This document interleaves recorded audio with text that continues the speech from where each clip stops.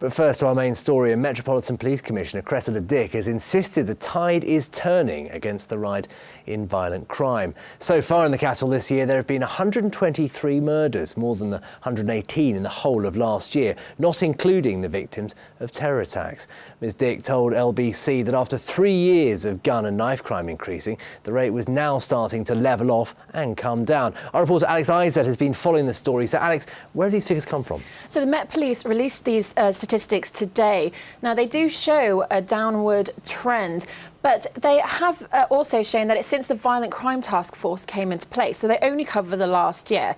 So some of the statements that she's been suggesting today on LBC show that the claim of stabbings, which is only if they're causing injury and to under 25s, are from September, October, November this year are lower than last year. That's a 31% decrease.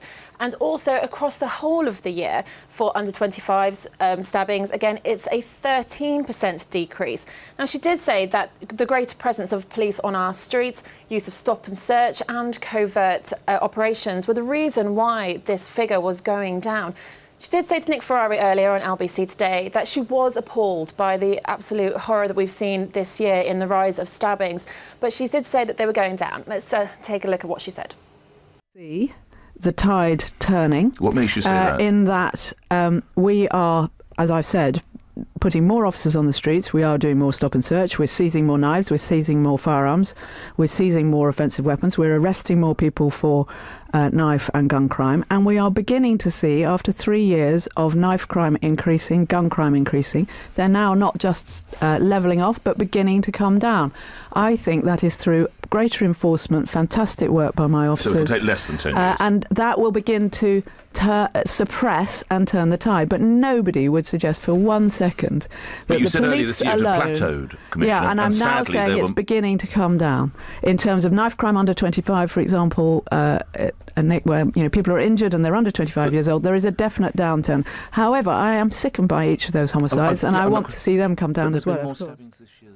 I also understand the Commissioner said that Brexit could impact crime in the capital. Absolutely. If there's a no-deal Brexit, she suggested there could be potential rioting on the streets. And also there'll be a worry about shared databases and also the use of European warrants.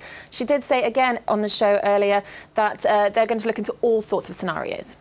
Alex In a Izet, no-deal scenario, and I've commented on this before, there are suggestions that obviously there might be issues at the ports and various other things. So we, the police, are looking to see how we can assist, how we can prepare. There might be protests. Well, I was going to say, is there an aspect of civil unrest of some sort? There's certainly a potential for protest. We're in London, it's the protest capital of the world. So we are preparing for all scenarios, Nick. And, deal, no deal, the police will be here and we will do our level best to keep everybody safe.